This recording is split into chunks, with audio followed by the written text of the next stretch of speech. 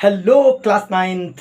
आज हम बात करेंगे आज बात करेंगे नाइन्थ क्लास की फिजिक्स की। कह रहे थे बच्चे न्यूमेरिकल्स नहीं आते हैं, उस पर भी बात की जाएगी। पहले मैंने जो क्वेश्चन दिए थे फिजिक्स के आपको इंपॉर्टेंट के, पहले हम उनके इंपॉर्टेंट क्वेश्चन को डिस्कस कर लेते हैं। हमने आपको अभी जो लेक्चर अपलोड किया, आप लोग की कमेंट के हिसाब से ये वीडियो अपलोड करने की सोची हमने। तो बालक हम आपको वो पढ़ा रहे हैं अभी जो इंपॉर्टेंट क्वेश्चन हैं हाफ ईयरली एग्जाम के उससे। बाकी चैप्टर भी मैंने नहीं पढ़ाया है, चैप्टर भी पढ़ाऊंगा आपको, चीज़ें आसानी से आ जाएंगी। ठीक है, तो हम चलो अब आगे के मजाक में चीज़ों को कवर कर लेते हैं। तो बालक आज हम जानेंगे, हमने कल आपको बताया था त्वरण या मंदन से बताया होगा, मैंने आपको त्वरण बताया था। क्या बताया था? त्वरण। तो बेटा आज हम बात करेंगे मंदन के विषय में। क्या बात करेंगे? मंदन। ये मंदन क्या होता है? मंदन ये गजानन के भाई हैं, इनकी कहानी अलग है। एक्चुअल में जब आप देखो, हम लोग जब हम चलते हैं गाड़ी स्टार्ट करते हैं, उस समय कहते हैं हम स्थिर अवस्था में थे। कैसी? रुकी अवस्था में। उस समय हमारा प्रारंभिक वेग क्या होता है? शून्य रहता है। ठीक, हम गाड़ी बढ़ा दी अपनी, फिर हमारा अंतिम वेग हमेशा प्रारंभिक वेग से क्या हो जाता है? कुछ ना कुछ ज़्यादा हो जाता है, समथिंग एक्स हो जाता है, बढ़ ही जाता है कुछ ना कुछ। अच्छा सर, मंदन केस बताने वाले हैं तुमको। कहते हैं त्वरण के ऋणात्मक मान को मंदन कहा जाता है। त्वरण के ऋणात्मक मान को क्या कहा जाता है? मंदन कहा जाता है। परिभाषा तो लिख ली। क्या होता है समझो। मान ली गाड़ी आपकी जा रही और अचानक आपने ब्रेक लगा दिया। क्या किया बेटा? आपने ब्रेक लगा दी। हमारा डस्टर कहाँ चला गया बालक? ये रहा। अब जब ब्रेक लगा देते हो बालक, तो आपका अंतिम वेग शून्य हो जाता है। क्या होता है बेटा? अंतिम वेग शून्य हो जाता है, अब कम हो जाता है। ब्रेक लगाते हो, जब अंतिम वेग शून्य होता है तब प्रारंभिक वेग यानी ज्यादा था। मान लो आप 40 किलोमीटर प्रति घंटा की स्पीड से जा रहे थे और आपकी गाड़ी की स्पीड 20 किलोमीटर प्रति घंटा हो गई जब आपने ब्रेक लगाई। यानी कहे तो एक वेलोसिटी जब आप पहली बार जा रहे थे, दूसरे केस में तो 40 किलोमीटर प्रति घंटा की स्पीड से जा रहे थे। आपने ब्रेक लगाई, आपकी गाड़ी का वेग 20 किलोमीटर प्रति घंटा हो गया। अब इस केस में जब वेग परिवर्तन निकालोगे, यानी कि v2 माइनस v1 निकालोगे, तो क्या व्हाट यू गेट? माइनस करोगे 40 को, यू विल गेट -20। क्या बेटा? v2 minus v1। ठीक, अब इसका मान बेटा किस में आ गया? माइनस में आ गया।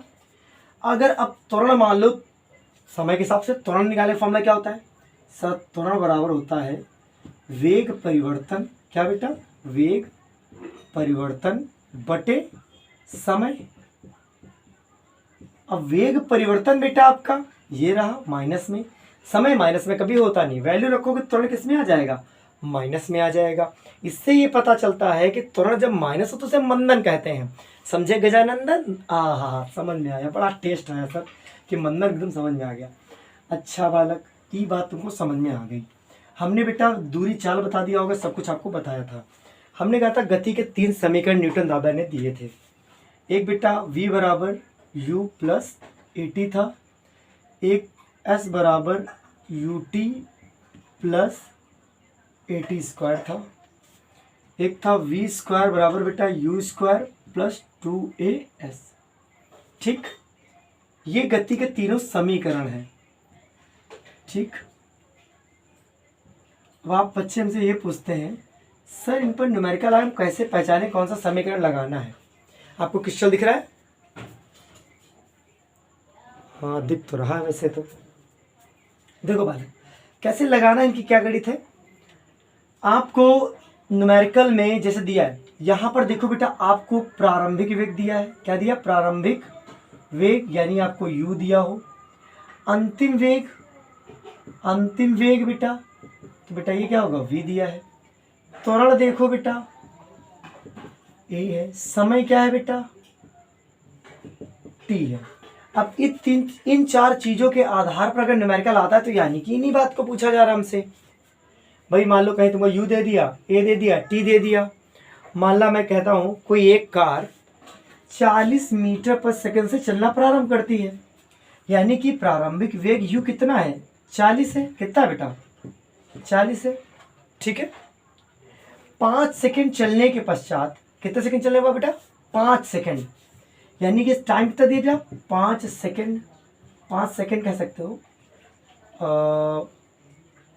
ये तो 40 मीटर पर सेकंड चलना, कार के तो हवाई स्पीड बहुत ही ज़्यादा होती, स्पीड चलेगी नहीं। आप इतना मानिए बेटा 5 मीटर पर सेकंड, बेटा कितना 5 मीटर पर सेकंड की स्पीड से चलना प्रारंभ करते, बहुत स्पीड में चली गाड़ी। अब इतनी चलेगी नहीं चलेगी वाला की बात है, समझो आप। हमने कहा बेटा वो गाड़ी 10 सेकंड चली, कितने सेकंड चली बेटा 10 सेकंड, ठीक। चलना कितने से प्रारंभ की बेटा 5 मीटर पर सेकंड से कोई कार चलना प्रारंभ करती है।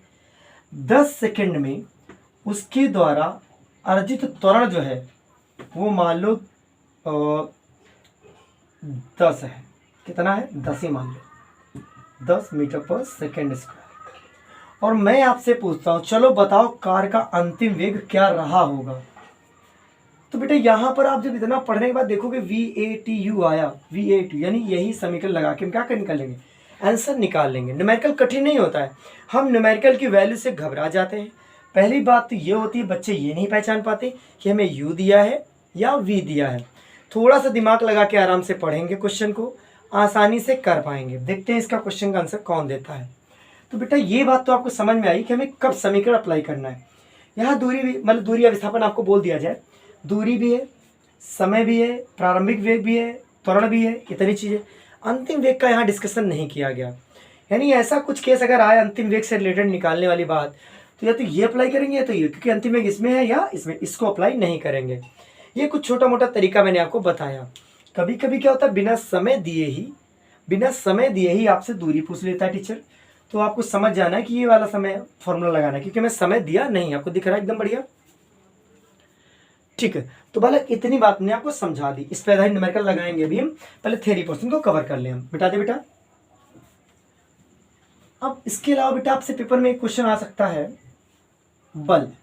क्या बेटा बल, ये बल क्या होता है, मैं छोटी छोटी बातें बता दे रहा हूं आपको। बल क्या होता है, बल वह बाह्य कारक होता है, बल वह बाह्य कारक होता है जो किसी वस्तु की स्थिति वेग में क्या कर देता है, परिवर्तन कर देता है, ठीक है। बल वह बाह्य कारक होता है जो किसी वस्तु की स्थिति तथा वेग में क्या कर देता है, परिवर्तन कर देता है। समझ गई मेरी बात, तो क्या कहते हैं उसको बेटा बल कह देते हैं। इतनी बात आपको समझ में आ गई। बल बराबर न्यूटन दावा ने एक सब फॉर्मूला दिया था, F बराबर m गुणे a। यहाँ m जो है बेटा वो द्रव्यमान है, द्रव्यमान, और जो बेटा a है वो बेटा त्वरण है। क्या बेटा त्वरण। जहां बल होगा वहां त्वरण अवश्य होगा, लेकिन जहां त्वरण होगा वहां बल का होना आवश्यक नहीं है। समझ गए मेरी बात को, ठीक है। मान ली मैं कहता हूं कि कोई 5 किलोग्राम की वस्तु 10 मीटर पर सेकंड के वेग, सेकंड मान लो 10 किलोग्राम की कोई वस्तु, यानी किलोग्राम बेटा m, जब भी केजी लग जाए तो यानी क्या दिया है आपको m। 10 किलोग्राम की कोई वस्तु तो 5 सेकंड में कितना बेटा, 5 सेकंड में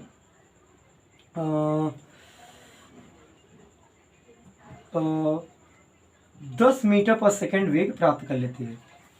कितना वेग प्राप्त कर लेती है, इतना। आपको यहाँ प्रारंभिक वेग नहीं दिया गया और आपसे पूछा जाएगा बल निकालिए। क्या निकालिए बेटा, बल। तो आपका दिमाग काम नहीं करेगा कि 10 किलोग्राम की कोई वस्तु है, ठीक है, उस 5 सेकंड में वो कितना वेग प्राप्त कर लेती है, इतना प्राप्त कर लेती है, 10 मीटर पर सेकंड। और आपको बेटा ये देना है। अब उत्तर तो देने में आप असमर्थ रहो क्योंकि आपको ए नहीं पता है। ए निकालने का फॉर्मूला होता है ए बराबर v2 माइनस v1 बटे क्या बेटा t। फाइनल वेग पता है कितना प्राप्त कर लेता है 10, लेकिन प्रारंभिक वेग पता नहीं, चलना प्रारंभ किया तो बेटा प्रारंभिक, अब प्रारंभिक आपको पता नहीं है। मान ली कोई कह देता, अगर देखिए दो बात मैं समझा नहीं पा रहा हूँ, तुम लोग को या फिर समझ नहीं पा रहे हो आप। एक बात समझो कि प्रारंभिक वेग कब शून्य होता है, जैसे कार कोई चलना प्रारंभ करे, कार कोई चलना प्रारंभ करे, उस समय बेटा क्या होता है, प्रारंभिक वेग शून्य मान लिया जाता है। कि कोई कार चलना प्रारंभ करती है, 10 सेकंड में वह इतना वेग प्राप्त कर लेती है, तो वैसे मान लो प्रारंभिक वेग इसका शून्य मान लो आप, है ना। अंतिम वेग 10 है, समय कितना लिया बेटा 5, त्वरण आ गया बेटा आपका 2 मीटर पर सेकंड। सर ये कैसे आ गया, अरे यार सिंपल सी बात है कि आप 10 को 5 से क्या करो, डिवाइड कर रहे हो, कितना आ रहा है बेटा 2 आ रहा है, 2 मीटर पर सेकंड स्क्वायर। ये त्वरण आ गया बेटा। आपने इन दोनों का यूज़ करके त्वरण को निकाल लिया। अब यहाँ पर F बराबर m की वैल्यू कितनी 10, a की वैल्यू कितनी बेटा 2, बल कितना आ जाएगा बेटा, आपका बल आ जाएगा 20 न्यूटन। बल का मात्रक न्यूटन होता है। खत्म हो गया न्यूमेरिकल। ऐसे ही न्यूमेरिकल छोटे मोटे आपसे पूछे जाएंगे, घबराए नहीं कि आपको न्यूमेरिकल आएगा नहीं, सिंपल होता है, बस चीज़ें समझने की थोड़ी सी देरी है। बल समझ में आया बेटा? एक होता है बेटा संतुलित बल और एक होता है बेटा असंतुलित बल। संतुलित बल हम किसे कहते हैं? वह बल जिसका परिणाम शून्य ना हो, जिसका परिमाण शून्य हो उसे संतुलित बल कहा जाता है, और जिसका परिमाण शून्य ना हो उसे असंतुलित बल कहा जाता है। कैसे सर? मान ली बेटा इधर से दो आदमी हैं, आपस में जुड़े हैं, ये रस्सी है, इधर भी दो आदमी हैं। अब इधर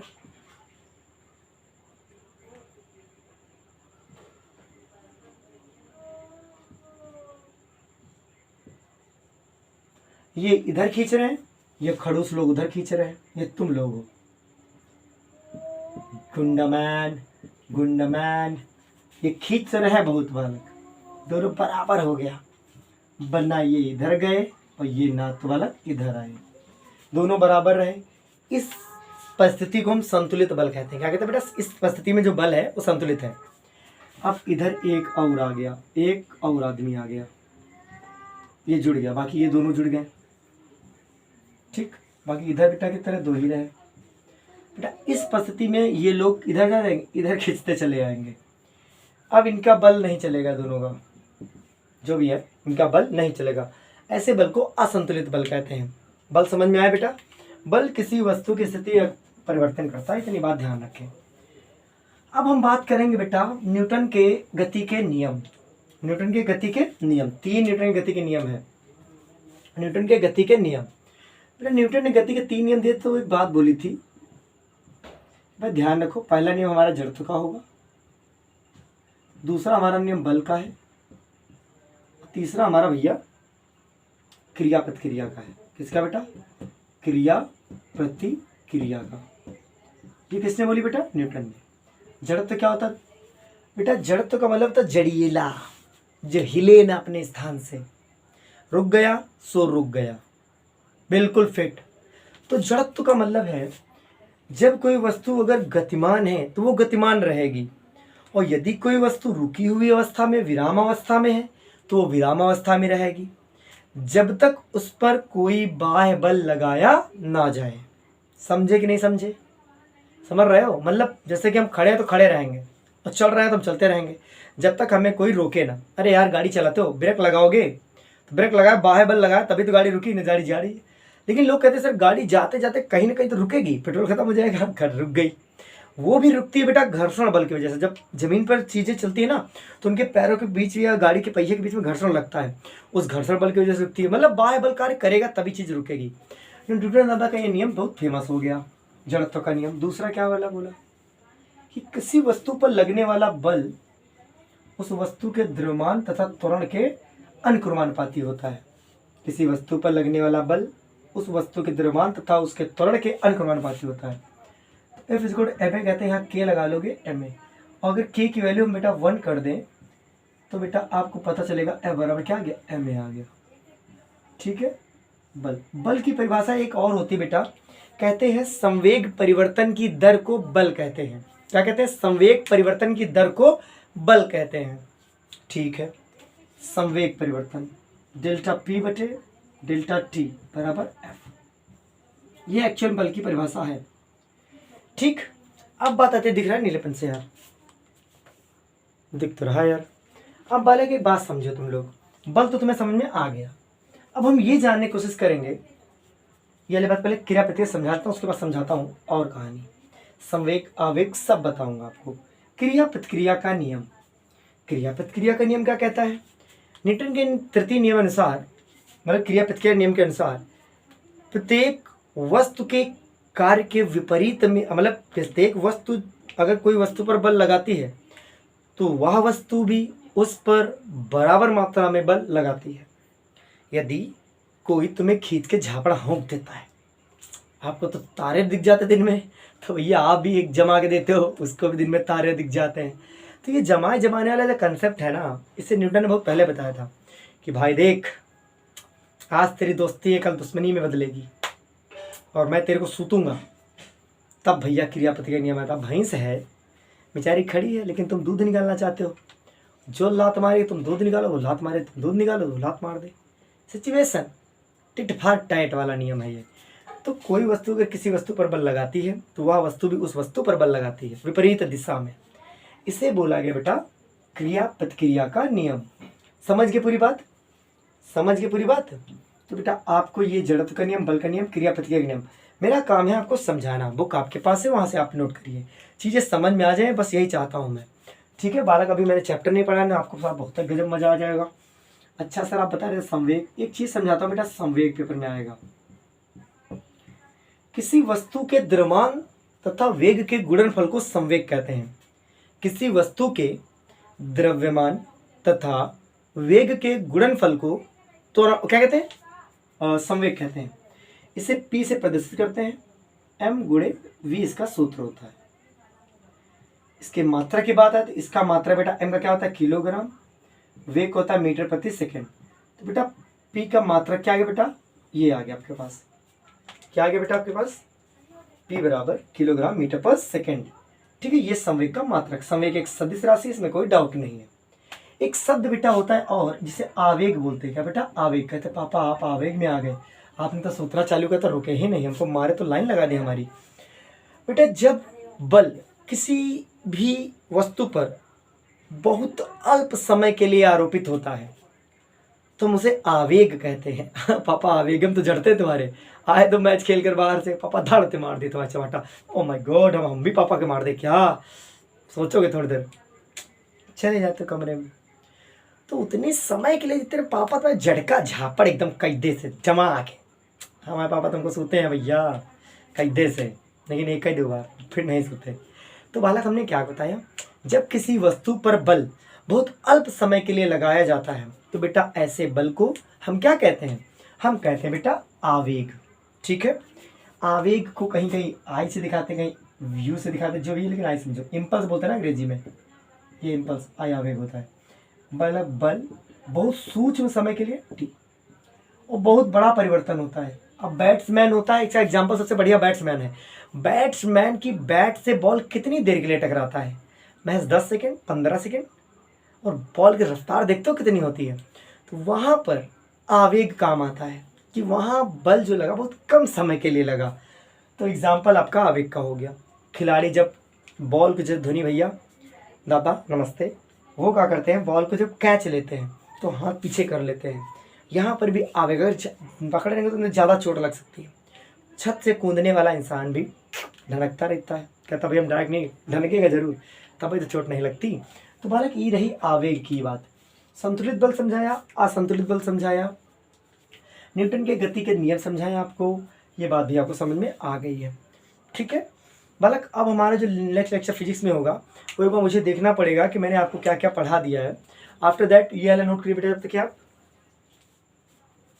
हाँ तो बेटा ये आप नोट कर लिए। उसके बाद हम केमिस्ट्री के भी लेक्चर्स को वो करेंगे, लाएंगे। और बाकी रही बात बच्चों की न्यूमेरिकल सी, तो न्यूमेरिकल वाला पोर्शन भी कवर किया जाएगा उनका, परेशान ना हो, हम सब पढ़ाएंगे आपको। लेकिन बेटा इतना व्यस्तता रहती है कि हो नहीं पाता, शेड्यूल सेट नहीं किसको किस दिन क्या पढ़ाना है, तो शेड्यूल लेस इंसान कुछ कर नहीं पाता। मेरे जैसे देख लो परेशान हो रहा है शेड्यूल के चक्कर में, बहुत शेड्यूल बनाना पड़ता है बेटा।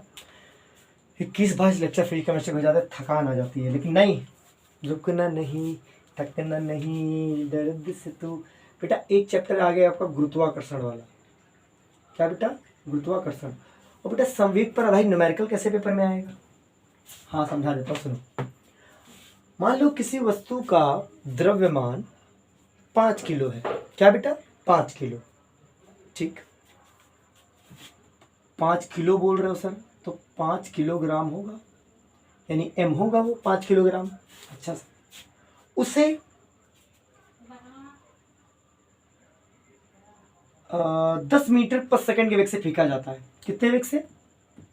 10 मीटर पर सेकंड के वेग से फेंक दिया जाता है। तो बताइए उस वस्तु का संवेग कितना रहा होगा? तो बच्चा सिंपल पकड़ता है, P बराबर m गुणे v होता है, ये हमारा सूत्र हुआ।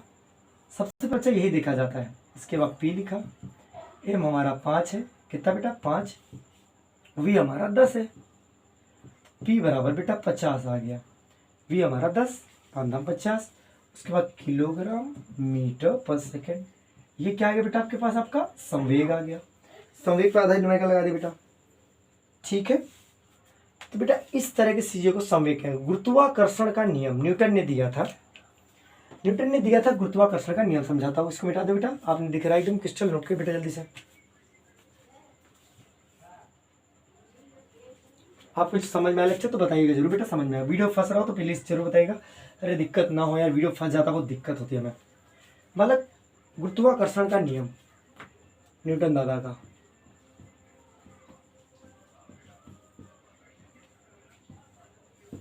पढ़ा दिया होगा आपको, समझो।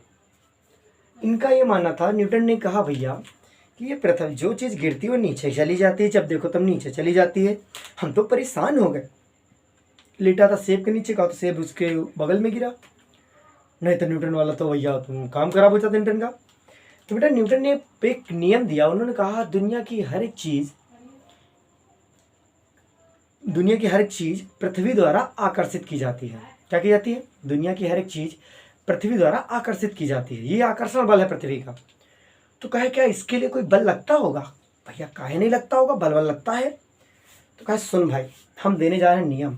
हमने कहा दे दो भैया नियम, का आसान तो है ये। तो न्यूटन ने गुरुत्वाकर्षण का नियम दे दिया, हमारे कहने पे दे दिया। कहा सुनो, हमको सुनाओ। वो कहे कि किन्हीं दो पिंडों के मध्य लगने वाला आकर्षण बल, किन्हीं दो पिंड यानी एक पिंड ये, एक पिंड ये, इसका भार मास m1 यानी द्रव्यमान m1 m2 के बीच की दूरी कितनी बेटा r, इस पर लगने वाला बल F, इस पर लगने वाला बल F। किन्हीं दो पिंडों के मध्य लगने वाला आकर्षण बल उन पिंडों के द्रव्यमान के अनुक्रमानुपाती होता है। किन्हीं दो पिंडों के मध्य लगने वाला आकर्षण बल उन पिंडों के द्रव्यमान के अनुक्रमानुपाती होता है तथा उनके बीच की दूरी के वर्ग के व्युत्क्रमानुपाती होता है। अब व्युत कैसे लिखा जाता है ये मत पूछना, व्युत्क्रमानुपाती, ठीक, व्युत्क्रमानुपाती होता है। इन्हें फार्मूला देना पड़ा। कहा F जितना लगेगा m1 पर, फोर्स मतलब बल उतना ही लगेगा m2 पर। हमने कहा ठीक है भैया। कहे लेकिन एक बात समझो, आप द्रव्यमान बढ़ाओ बल बढ़ेगा, द्रव्यमान बढ़ाओ बल बढ़ेगा, लेकिन अगर इनके दोनों के बीच की दूरियां बढ़ा दी भैया बल घट जाएगा। सर ये कैसे हुआ? शादी बारात जाते हो आप लोग, गए होंगे वहाँ, कुछ पल के लिए तुम्हारे दो दोस्त बन जाते होंगे, परफ्यूम लगा जाते हैं तो दोस्त बन ही जाते हैं। हमारे बनते हैं ना, बना लेते हैं दोस्त, क्या कर सकते हैं, बनाए दोस्त भैया। 2 नंबर बाद सब कुछ हो गया। उसके बाद धीरे धीरे हम लोग वहाँ शादी चले जाते, खाना खा के निकल लिया अपने अपने घर। 2-4 दिन बड़ा समझ में आता दोस्ती है दोस्ती, उसके बाद सब क्या होते हैं भूल जाते हैं। दूरी बढ़ी, आकर्षण बल घट गया, समझे? तो न्यूटन का कंसेप्ट हम पे भी लागू हो गया। भैया दूरी बढ़ाओगे तो इनके बीच जो छिपने वाला बल है वो कम हो जाएगा। ठीक है भैया। तो कहा ठीक है। तो इस तरह उन्होंने दूरी को उल्टा कर दिया, कहा ये बढ़ेगा तो ये घटेगा। भैया इनका अगर बल बढ़ेगा, खिंचाव बल बढ़ेगा तो इनकी दूरी घटेगी ना, और दूरी अगर बढ़ गई तो भैया बल घट जाएगा। फाइनली एक उत्तर लिखा गया m1 m2 बटे r²। और बेटा f बराबर आया एक कांस्टेंट जिसे कहा g, बेटा m1 m2 बटे कितना r²। ये बेटा एक नया फॉर्मूला बनके रेडी हो गया। ये न्यूटन दादा का गुरुत्वाकर्षण का नियम था। बेटा आपके पेपर में जरूर आएगा, इसमें कोई डाउट नहीं है। इस पर आधारित न्यूमेरिकल भी मैं कराऊंगा, तो आपको पावर कैसे लगाई वो भी बताऊंगा। लेकिन ये वीडियो बताइएगा आपको लोग कैसा लगा है, बहुत जरूरी होता समझना में। ये बात समझ में आ गई आप लोग को? अच्छा, यहाँ पर बेटा जी का जो मान है 6.67 इंटू 10⁻⁻11, और बेटा आपका किलोग्राम स्क्वायर 2 किलोग्राम हो जाएगा। और बेटा न्यूटन में, अरे यहाँ पे नहीं लिखेंगे, मतलब जी की वैल्यू निकालना है तो जी को यहीं रोके रहो। एफ के नीचे क्या आ जाएगा, m1 m2 आ जाएगा, आर इसके मल्टीप्लाई हो जाएगा आर। अगर मैथ की अच्छी होगी तो आपको समझ में आ गया होगा मैंने किया क्या है। ठीक, इसका मात्रा न्यूटन होता है। क्या होता है? न्यूटन। और आर का मात्रक बेटा मीटर, आर दूरी है तो न्यूटन, बल का मात्रक न्यूटन, और नीचे क्या बेटा किलोग्राम, यहाँ लिखेंगे बेटा किलोग्राम स्क्वायर, ये मात्रक हो गया जी का। ठीक है बेटा, वैल्यू होगी जी की, ये मात्रक हो गया। ठीक है, इसके बाद ये आपको समझ में आएगा कि नहीं आएगा बेटा, ये न्यूटन का गुरुत्वाकर्षण का नियम था, ये बात भी आपको समझ में आनी चाहिए। क्रिस्टल एकदम बेटा, सब कुछ क्लियर एकदम। हाँ, अब बेटा हम बात करेंगे कैपिटल जी और स्मॉल जी में संबंध। ठीक है, बताएं बेटा इसको, बेटा दिख रहा है बेटा आपको? हाँ समझ में आ रहे हैं, समझ में तुम लोग को आ गया होगा, इतनी बात समझ में आ गई। ठीक है बेटा, अच्छा इस वाले वीडियो को हम यहीं रखते हैं, ये वीडियो देख के बताइएगा फंसा है, सिंपल है, कैसा है। उसके बाद हम नेक्स्ट वीडियो को अपलोड करेंगे, हम उसमें सीखेंगे कैपिटल जी और स्मॉल जी में संबंध और अंतर। ठीक है, मिलते हैं नेक्स्ट वीडियो में, तो टाटा बाय बाय। और बेटा शेयर जरूर कर दिए 9th क्लास, जितना हो सके। यूपी बोर्ड की हिंदी मीडियम बच्चे तो शेयर कर सकते हैं, तुम लोग भी समझदार हो, शेयर कर सकते हो, फेंक देंगे उठा के नाली में। अभी खुल के नहीं पढ़ा पा रहे हैं, सिचुएशन है कुछ ऐसी, बाकी को पढ़ा देंगे। ठीक है, टाटा।